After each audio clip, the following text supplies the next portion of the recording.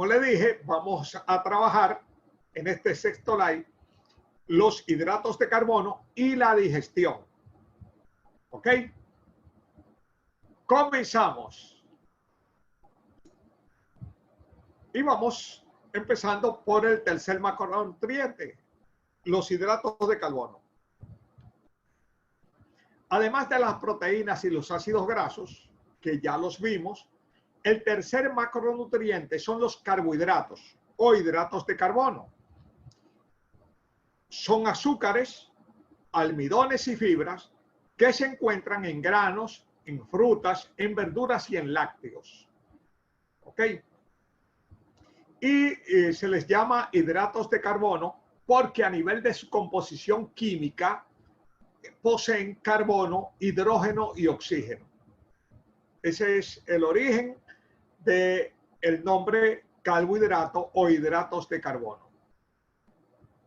¿Qué rol juegan los carbohidratos en la nutrición? Los carbohidratos proveen al cuerpo glucosa y la glucosa se convierte en energía. Es la fuente principal de energía del cuerpo. Claro, el cuerpo puede usar todos los macronutrientes como fuentes de energía y de hecho los usa. Puede convertir en energía las proteínas, puede convertir en energía las grasas y puede convertir en energía la glucosa, los hidratos de carbono. Pero de todos esos, los más comunes y recurrentes son los hidratos de carbono porque si el cuerpo empieza a convertir las proteínas en energía, pues se va a producir sarcopenia, pérdida de masa muscular. ¿Ok? Y además estaríamos interfiriendo en otras funciones que tienen que cumplir las proteínas, que no es exactamente convertirse en fuente de energía. ¿Ok?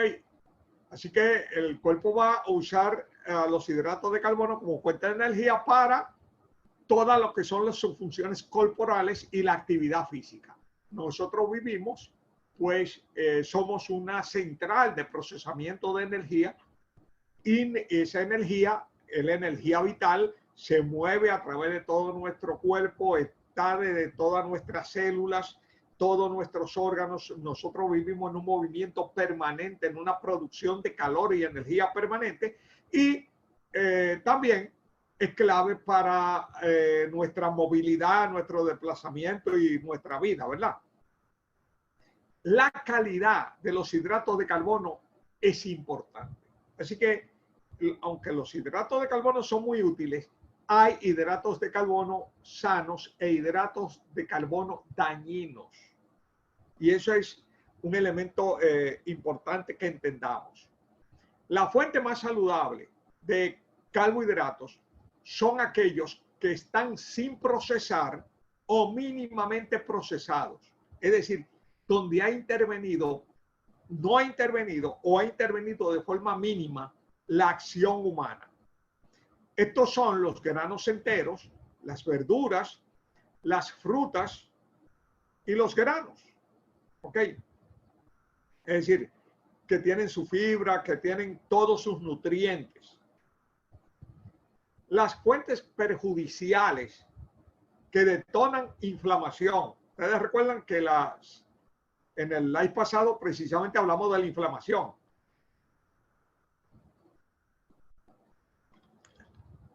Bueno, la inflamación es un proceso metabólico, sobre todo la inflamación crónica, que uno mismo se la provoca a nivel de la alimentación. Y precisamente estos hidratos de carbono perjudiciales son el detonante de ese tipo de inflamación y tiene sus consecuencias. En este mes estamos celebrando, en octubre, el mes dedicado a la prevención del cáncer de mama. Bueno, el cáncer de mama es algo que una persona se provoca a sí misma. No es un fenómeno femenino. A los hombres también nos puede dar cáncer de mama. ¿Ok? El asunto es que eso uno se lo provoca con la forma en que come, con lo que come. Así que toda mujer puede acercarse a producirse un cáncer de mama o alejarse y prevenir un cáncer de mama con su nutrición, con su nutrición. Hay veces que aquí se hace mucho énfasis en la detección temprana. Óigame, no es la detección temprana, es la acción preventiva para que no suceda. La detección temprana es esperar que suceda y descubrirlo temprano. Bien, eso es mejor que descubrirlo tarde, pero es más inteligente que no suceda. ¿Y cómo usted puede evitar el cáncer de mama o cualquier cáncer? Con la nutrición apropiada, evitando alimentos que generen inflamación. ¿Cómo cuáles? Como el pan blanco, los pasteles, las harinas, los bizcochos, los refrescos azucarados y otros alimentos altamente procesados y refinados. Prácticamente la mayor parte de los alimentos que se venden en los supermercados son alimentos que provocan cáncer, que provocan inflamación. ¿Ok? Todos esos alimentos industrializados que están hechos para llenarle el bolsillo a unos pocos con la desgracia y la enfermedad de muchos. ¿Ok? Y es bien tonto usar tu dinero para dañar tu salud. ¿Ok? Así que hay hidratos de carbono sanos e hidratos de carbono dañinos. Y ese es lo primero que tenemos que separar. No son malos, pero sí hay un grupo que es altamente perjudicial. Toda esa industria basada en la harina, toda esa industria basada en las grasas trans, toda esa industria basada en el azúcar es la industria de la muerte. Que te gusta, sí, porque ellos usan técnicos y químicos para engañar tu olfato, engañar tu gusto, engañar tus papilas, ¿ok? Y te usan la publicidad para inducirte a consumir, pero el que se fuñe eres tú, no ellos, ¿ok? Así que más vale que uno aprenda, porque no es justo. Así que tú tienes ahí, en este lado derecho, los hidratos de carbono sano y en el lado izquierdo, ¿verdad? Los hidratos de carbono perjudiciales. ¿Ven? Todos están y uno elige. Ese es un elemento importante porque siempre es bueno saber que uno es que elige el tipo de vida, el tipo de salud que uno quiere tener. Uno no tiene que echarle la culpa a nadie, sino asumir la responsabilidad sobre la propia salud. Así que, ¿cuáles son los 3 tipos de hidrato de carbono que existen?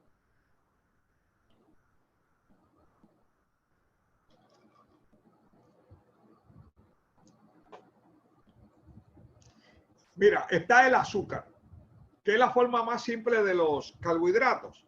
Cuando hablo de azúcar, no estoy hablando solo de el azúcar de caña que nosotros conocemos, el azúcar blanca, el azúcar moreno, no. Estamos hablando de la sacarosa. ¿Me explico? Los monosacáridos. Okay. Estos se producen de forma natural en algunos alimentos, incluyendo frutas, verduras, leche y productos lácteos. Okay. Por otro lado, bueno, los azúcares incluyen el azúcar de fruta, que es la fructosa, el azúcar de mesa, que es la sacarosa, y el azúcar de la leche, que es la lactosa.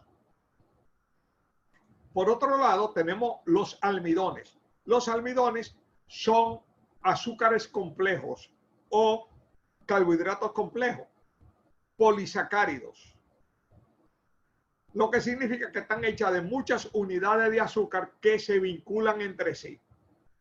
Sin embargo, fíjate, aunque las papilas gustativas sienten dulce, los monosacáridos, la sacarosa, la fructosa y la lactosa, el almidón no pese a que son los mismos componentes, azúcares, ¿verdad? El almidón no se siente dulce. ¿Ok? El almidón se produce de forma natural en los vegetales, en los granos, en los frijoles cocidos, en los guisantes, en los tubérculos. Muchos de los víveres, ¿verdad?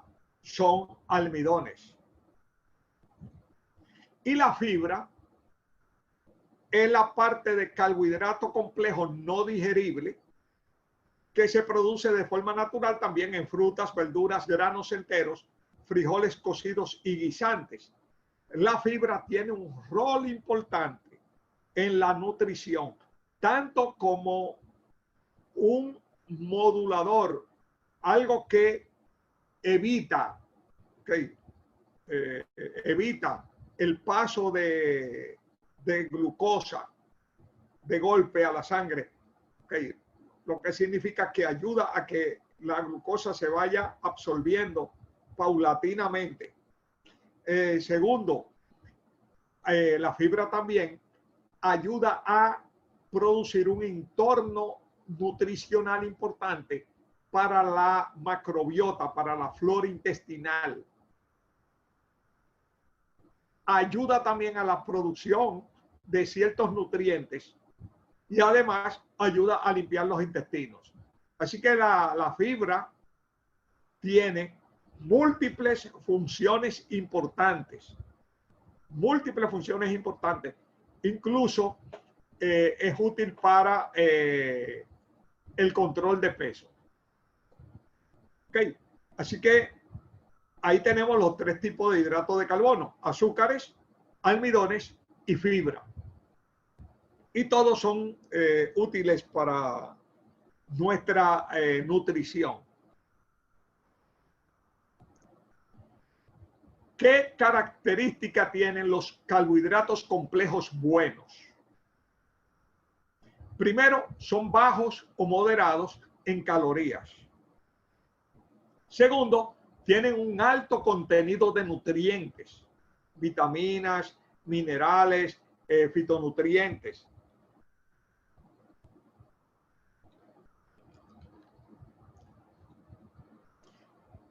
Carecen de azúcares refinados o granos refinados, es decir, tienen sus fibras.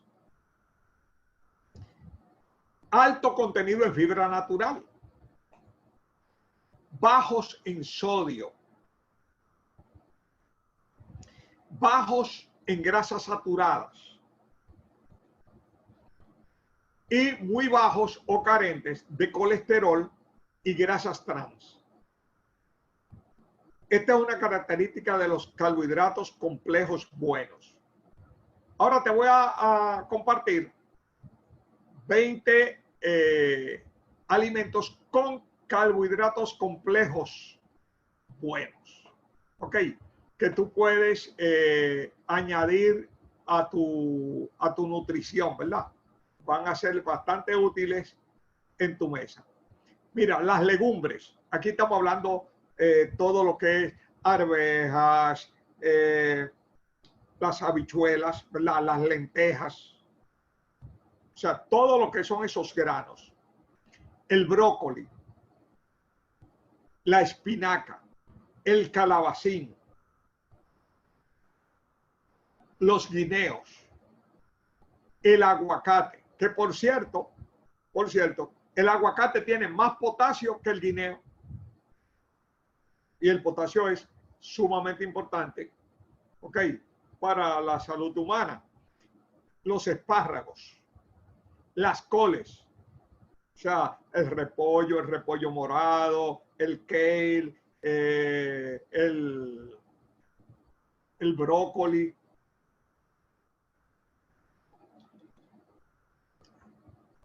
Y demás.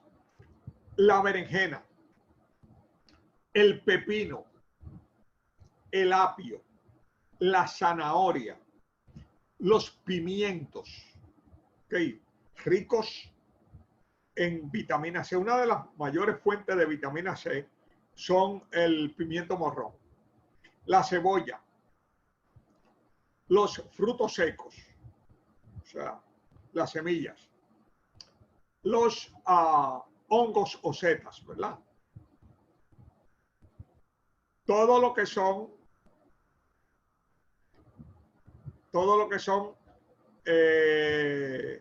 los granos, los tubérculos, granos integrales.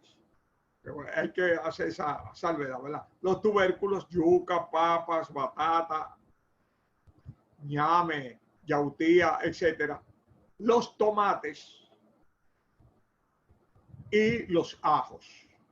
Esos son 20 tipos de alimentos ricos en carbohidratos complejos, buenos, llenos también de nutrientes que tú puedes perfectamente usar en tus diferentes platos.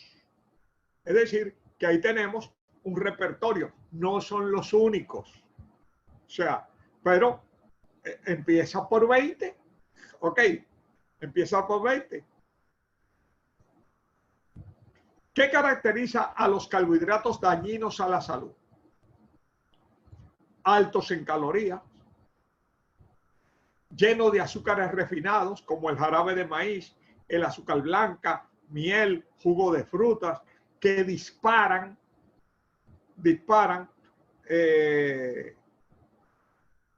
la glucosa en sangre, por lo que producen de una vez un pico insulínico, ¿ok? Que coge ese azúcar en la sangre y la convierte en grasa, generando que dándole hambre a la gente. Entonces las personas que comen ese tipo de bollería y todo ese tipo de alimentos dañinos termina engordando porque nunca se les quita el hambre, porque son alimentos que no sacian, ¿ok? Sino que provocan picos insulínicos. Son altos en granos refinados como la harina blanca, ¿ok? Bajos en nutrientes. Óigame, usted pone una cosa de harina de trigo, un pozuelo de harina de trigo, eso usted va a descubrir que no coge moho y no coge insectos, porque, oye, la levadura, los hongos y los insectos son más inteligentes que los seres humanos, porque ellos, donde no hay nutrientes, no van. Eso es igual que el arroz blanco. Usted coge una cosa y lo pone de arroz blanco, eso se queda ahí, no se daña. Sin embargo, en las cosas donde hay nutrientes, usted sabe que al poco rato cogen hongos, ¿verdad? Van insectos a comer. Todo eso lo que te indica a ti es que es un alimento vivo. ¿Ok? Entonces nosotros debiéramos desarrollar un poco más la inteligencia de los insectos, que no pierden su tiempo en aquellos que no lo nutren. Bajos en fibra,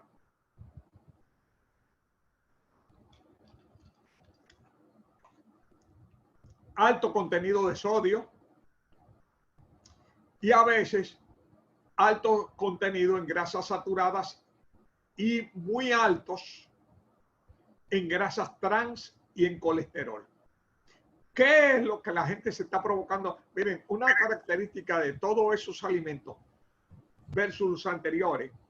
Los anteriores son alimentos alcalinizantes en su mayoría, ¿verdad? Estos alimentos son altamente acidificantes y altamente inflamatorios. Y la acidificación y la inflamación es una precondición de cáncer. Usted está agrediendo su organismo, dañando su organismo. Y no es de que porque te gusta, porque eso te lo enseñaron a comer y te entrenaron en comerlo a través de la televisión, a través de todo el sistema social, de controlar tus hábitos para sacarte dinero sin importarle que tú te fuñas. Así que uno tiene que romper con esa programación y empezar a pensar, bueno, si lo que no me conviene, no me conviene. Ok, y lo que me conviene, me conviene.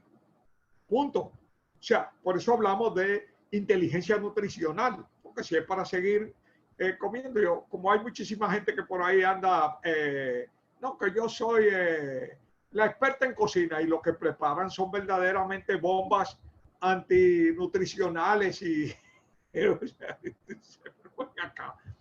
vean acá, lo que quiere matar a la gente. Ok.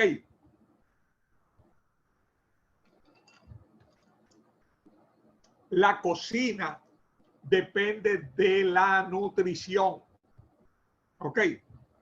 La cocina no es usted, échale esto, échale esto, échale esto. No, no, no. La cocina es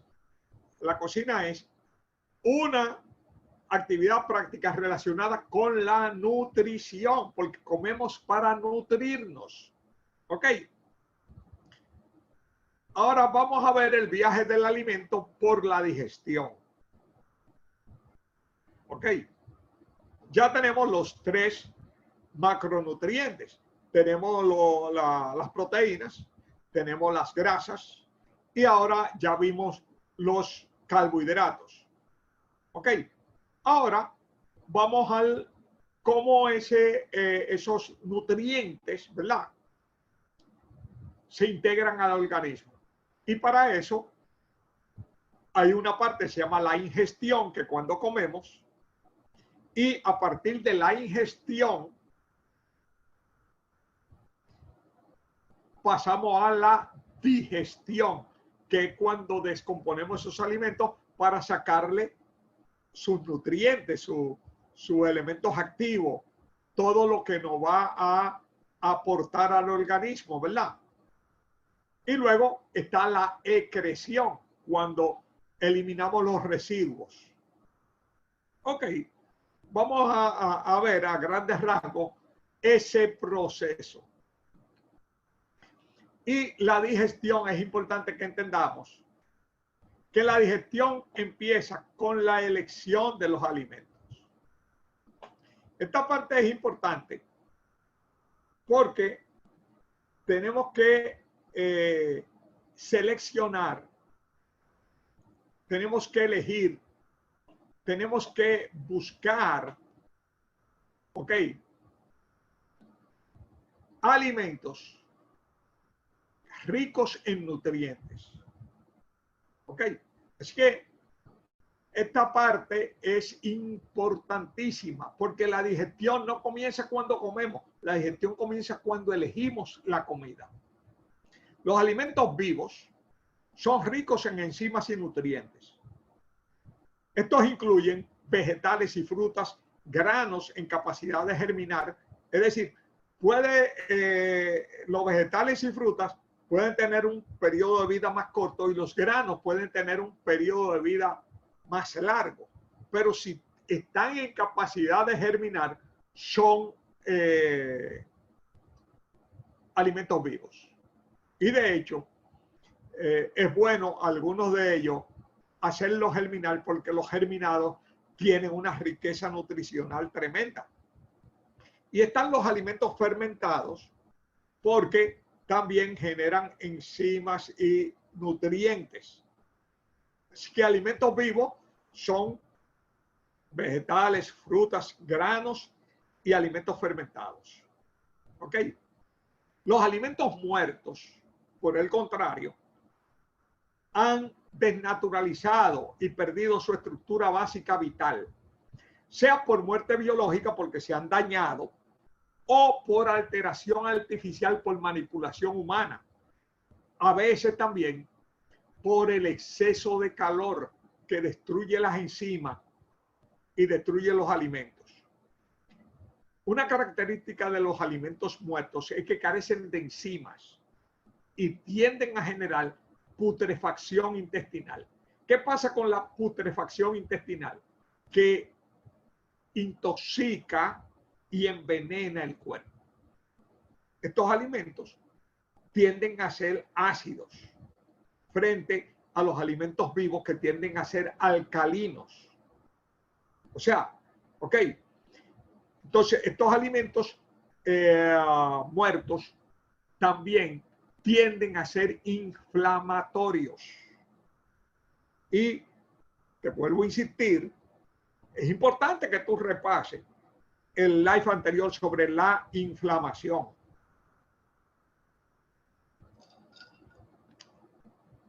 Porque la inflamación comienza en la elección de los alimentos. ¿Ok? Una alimentación en que predominen alimentos muertos va debilitándonos. Está debilitando el organismo y entonces produce inflamaciones, divertículos, o sea, apendicitis, colitis, estreñimiento. O sea, ¿de dónde se origina todo eso? De que usted está llenando su cuerpo de alimentos muertos y no de alimentos vivos. Un elemento también importante con los alimentos muertos es que estresa en extremo el organismo al obligarlo a generar una mayor cantidad de enzimas digestivas, porque las enzimas naturales que tienen los alimentos vivos no los recibimos. Entonces, al no recibirlo, pues entonces forzamos al organismo. Tu organismo ve el alimento muerto como una agresión. Fíjate esto, tu organismo ve el alimento muerto. Cuando tú comes alimento muerto, él lo ve como una agresión. Cuando los alimentos muertos predominan, al ingerirlo, el organismo produce una reacción del sistema inmune que se llama la leucocitosis postprandial. Es decir, hay una proliferación de glóbulos blancos porque el organismo siente que le entró un veneno, que le entró un tóxico y el organismo se defiende. Ese proceso que se da en el caso de la cocina dominicana, en la mañana, al mediodía, en la noche y en todo momento que la gente come, va debilitando al organismo y va estresando y debilitando al sistema inmune. Cualquier alimento cocido es recibido por el organismo como un cuerpo extraño, recibiendo el mismo tratamiento que un ataque bacteriano o virulento. Por otra parte, la cocción por fuego destruye las enzimas y vitaminas y genera compuestos tóxicos. ¿Ok? Por lo tanto, se deduce que al comer alimentos cocidos estamos dejando al organismo sin sus armas de defensa. ¿Por qué? Porque estamos obligando a desviar enzimas metabólicas para que se conviertan en enzimas digestivas. O sea, recursos que debieran estar destinados a protegernos, a proteger nuestra salud, tienen que estar ocupándose de alimentos dañinos que estamos ingiriendo. Es inteligente que más del 60% de nuestro plato esté compuesto por alimentos vivos. Si más del 60% de nuestro plato está con alimentos vivos, no se produce leucocitosis postprandial. ¿Ok? Así que uno elige. La digestión comienza en la boca con las enzimas salivares. Al masticar, empezamos un proceso de triturar los alimentos para facilitar el proceso de digestión, desmenuzándolo con la acción de los molares, la acción de los dientes, ¿verdad? Los dientes se usan para cortar y los molares, las muelas, para triturar. La saliva transforma el bocado en bolo alimenticio. Es decir, cuando uno come, lo primero que uno recibe es el bocado. Ahora, la acción de masticar y la saliva convierte el bocado en bolo alimenticio. La lengua, pues tiene receptores de sabores que son las papilas, que nos permiten distinguir 6 sabores y hacer agradable ese proceso. ¿Cuáles son los 6 sabores que hasta ahora se han detectado? Mire, está el dulce, el amargo, el agrio, el salado, el umami, que es un sabor típico de la proteína, y el sabor graso, porque hay un receptor químico en la lengua para el sabor graso. Y esos 6 sabores, con esos 6 sabores se construye toda la riqueza a nivel de sabores que tienen los alimentos. ¿Ok?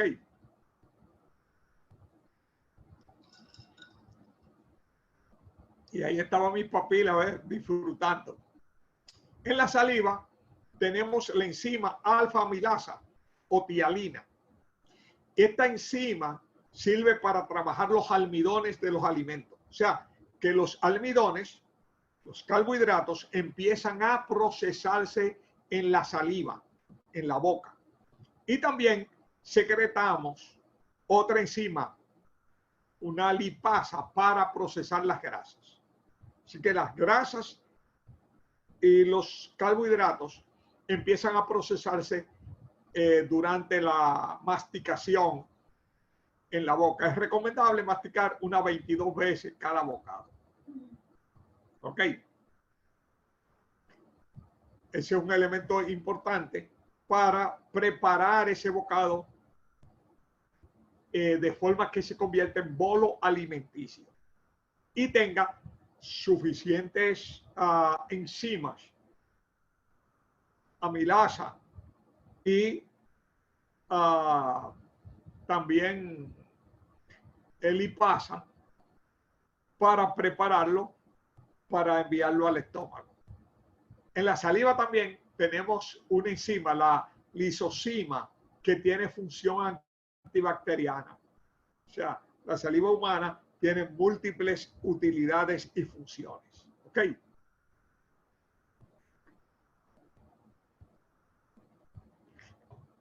Vamos a ver este video. La digestión comienza en la boca, en donde la comida es triturada y mezclada con la ayuda de los dientes y la lengua. Las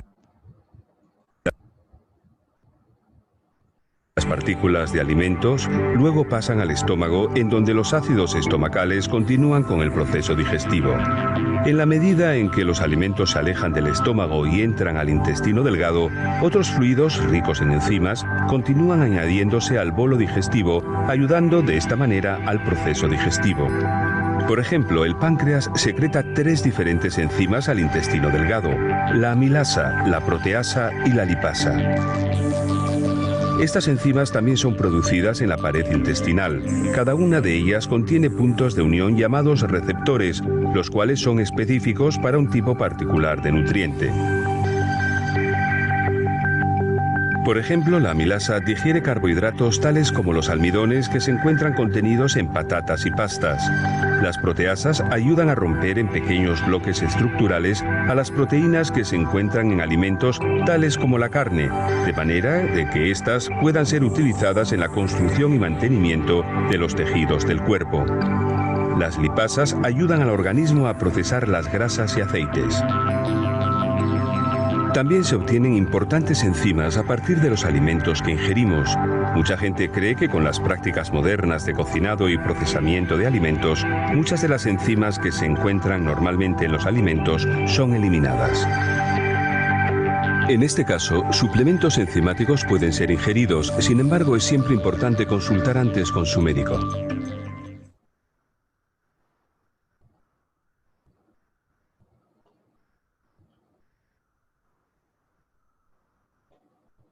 Muy bien.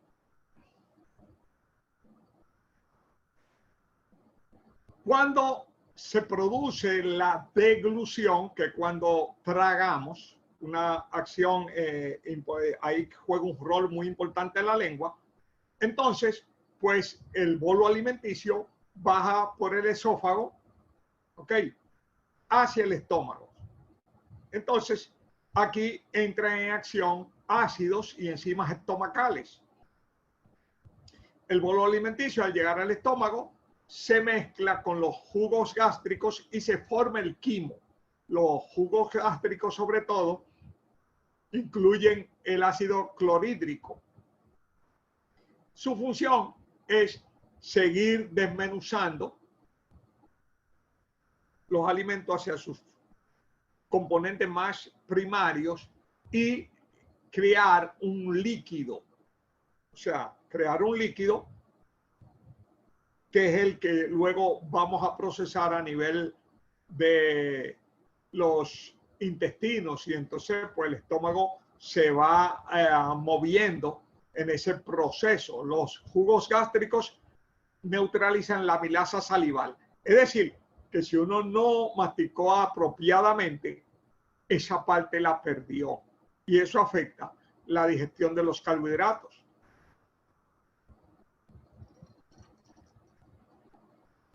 Ok. En el estómago y en el páncreas se generan enzimas peptidasas que están dedicadas a tratar ya lo que son las proteínas. Estas rompen los enlaces peptídicos de las proteínas para descomponerlas en aminoácidos. Es decir, que el procesamiento de las proteínas empieza en el estómago. Fíjate que las grasas y los carbohidratos se empiezan a procesar en la boca, pero en el caso de la proteína se comienza en el estómago, ¿verdad? Con enzimas que son segregadas por el estómago. El quimo que se crea en el estómago pasa entonces al duodeno, que es el primer tramo del intestino delgado.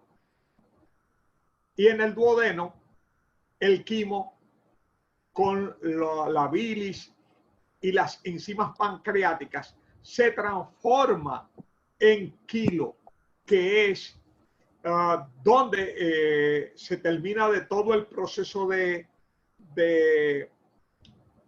separación, de reducción de los nutrientes para poderlo asimilar, ¿ok? Para poderlo asimilar en el cuerpo. Del estómago, el quimo pasa al duodeno, donde recibe bicarbonato de sodio creado por el duodeno para neutralizar el ácido clorhídrico, de forma que cuando el kilo pase a las otras partes del intestino, no lo queme.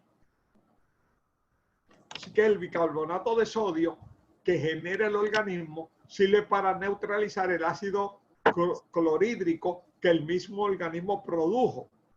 ¿Ok? Y entonces, pues recibe la bilis y enzimas pancreáticas. Las enzimas pancreáticas, ¿okay?, que llegan con los jugos, con el jugo pancreático al duodeno, son sobre todo proteasa para las proteínas, amilasa para los carbohidratos, lipasa para los lípidos, tripsina, elastasa y fosfolipasa. Cada uno para diferentes componentes de los nutrientes, de los alimentos. El páncreas sano suele verter unas 8 tazas diarias de jugo pancreático en el duodeno. Así que el páncreas trabaja, ¿verdad? Estas terminan de reducir y descomponer en su forma digerible los nutrientes y se forma entonces un líquido que se llama el quilo. Es decir, el quimo se transforma en quilo en el duodeno. En el duodeno además se absorben el hierro, las vitaminas A y B1, el calcio, el glicerol, ácidos grasos, los monoglicéridos, los aminoácidos, monosacáridos y disacáridos. Es decir, que en el duodeno empieza el proceso de absorción de nutrientes. Del duodeno, el quilo pasa al yeyuno, que es la parte media del intestino.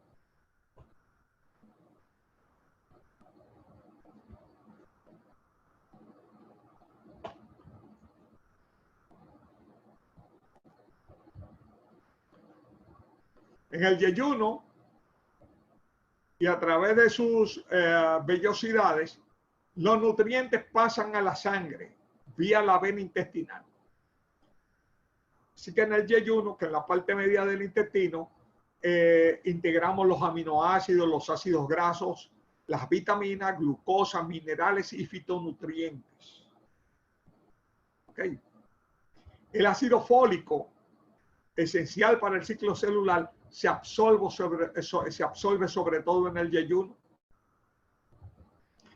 Las vellosidades del yeyuno son mucho más largas que el duodeno y el íleo. O sea, el yeyuno es donde mayormente se absorben los nutrientes en la digestión. Y del yeyuno, entonces el kilo pasa al íleo, el tercer tramo del intestino delgado.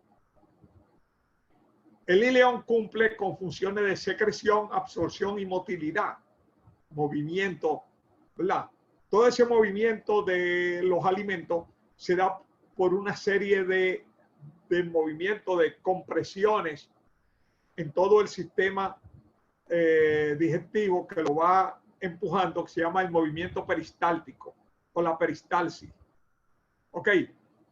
Y este proceso, pues, en el íleo se completa. Tiene la función de asegurar la absorción de los nutrientes como el potasio, el sodio, agua, sales biliares y la vitamina B12. La vitamina B12 se absorbe en el íleo.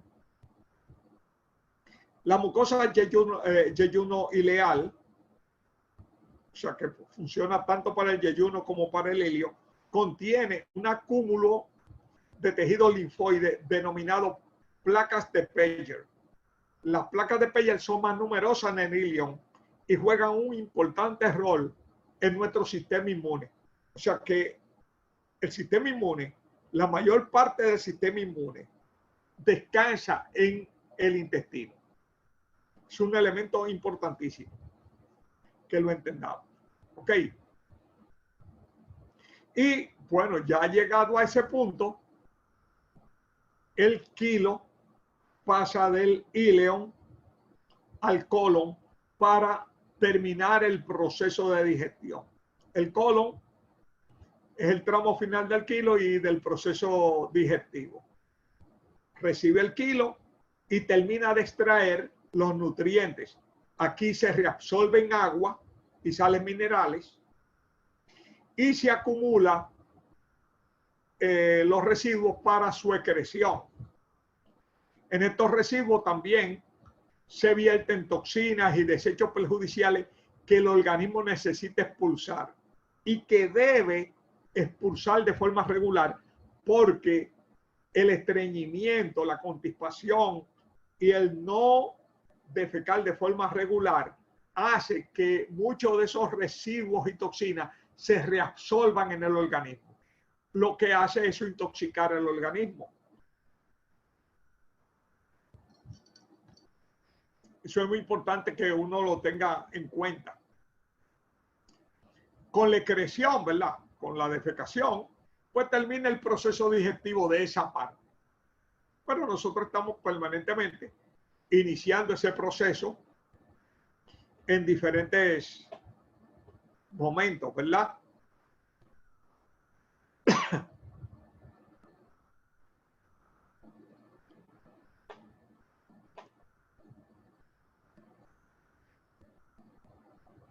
Y ahora conviene que hablemos del rol de la macrobiota en el proceso digestivo.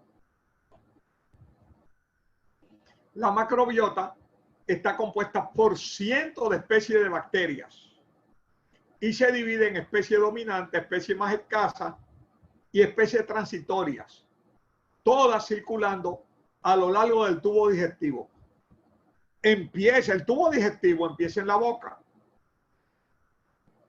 y solamente en la boca nosotros tenemos un mundo de bacterias que son parte integral del proceso de digestión y contribuyen a la digestión. O sea, las bacterias bucales.